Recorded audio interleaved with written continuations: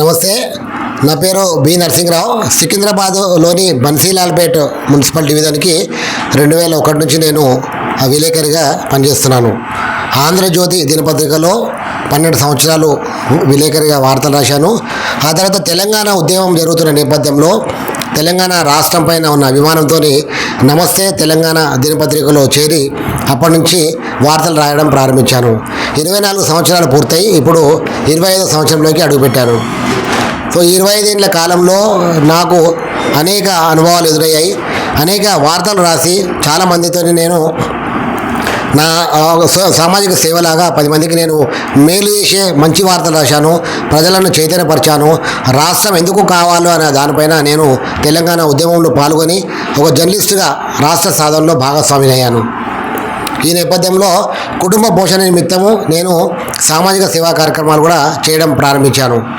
2004లో సత్యం ఫౌండేషన్లో చేరిన తర్వాత నేను అప్పుడు సత్యం రామలింగరాజు గారి దగ్గర సేవా కార్యక్రమాలు చేసుకుంటూ 108 ఈఎంఆర్ఐ 108 అంబులెన్స్ ప్రారంభించే సమయంలో మా ఫౌండేషన్కి చైర్మన్గా అబ్దుల్ కలాం గారు మాకు చైర్మన్గా ఉన్నారు. ఆయన సమయంలోనే 108 ప్రారంభమైంది. ఆ టైంలో నేను ఉండడం నా అదృష్టంగా భావిస్తున్నాను. ఆ తర్వాత వైఎస్ రాజశేఖర రెడ్డి ముఖ్యమంత్రి గారి సమయంలోనే మళ్ళీ 104 అంటే హెల్త్ సర్వీస్ కూడా ప్రారంభమైంది.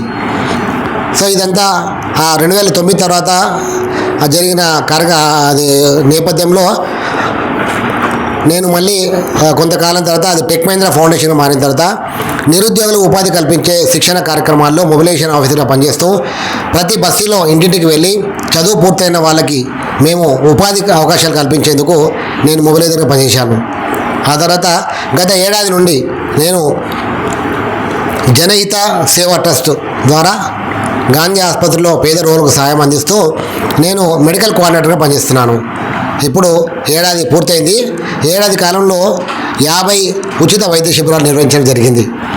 అందులో ఆడపిల్లలకి రక్తంలో హిమోగ్లోబిన్ పరీక్షించడం, కాలేజ్ పిల్లలకి బ్లడ్ గ్రూపింగ్ పరీక్షించడం, బస్తీలోని మహిళలకు క్యాన్సర్ స్క్రీనింగ్ పరీక్షలు చేయించడం, తర్వాత డెంటల్ ఐ క్యాంపులు నిర్వహించడం, రక్తదాన శిబిరాలు నిర్వహించడం, ప్రతి వారం ఒక బస్తీలో వెళ్ళి ఉచిత వైద్య శిబిరం ఏర్పాటు చేసి డాక్టర్ల ద్వారా కిమ్స్ ఫౌండేషన్ సహకారంతో వాళ్ళకి ఉచిత వైద్యం, ఉచిత మందులు అందించే కార్యక్రమాలు చేస్తున్నాను.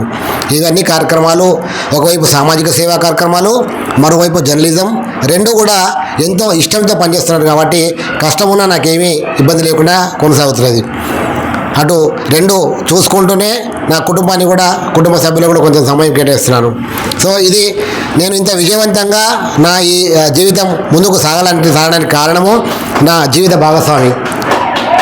ఎందుకనంటే ఇంట్లో వాళ్ళ సపోర్ట్ లేకుండా మనం ఏ పని కూడా సక్సెస్ఫుల్గా చేయలేము. ఆ విధంగా నా భార్య నాకు ఇస్తున్న ప్రోత్సాహము, నా పిల్లలు లక్ష్మీ ప్రసన్న, లక్ష్మీప్రియ, సూర్యకిరణ్ నా పిల్లలు కూడా బంగారం లాంటి పిల్లలు. వాళ్ళు కూడా నేను ఏ పని చేసినా నాకు ఎంకరేజ్ చేస్తుంటారు. సో ఆ విధంగా మా అల్లుడు కళ్యాణ్ రామ్, తర్వాత నా ఇద్దరు మనవాళ్ళు ఆయుష్, ఆదిత్య, వీళ్ళందరూ కూడా నా కుటుంబంగా ఉండి నాకు ఎంతో అండగా నిలబడి నేను చేస్తున్న కార్యక్రమాలు ఎంకరేజ్ చేస్తున్నారు. కాబట్టి అటు జర్నలిజము, ఇటు సామాజిక సేవ రెండు చేస్తూ కొనసాగుతున్నాను. దీనికి భగవంతుడు ఆశీస్సులు ఉండాలి.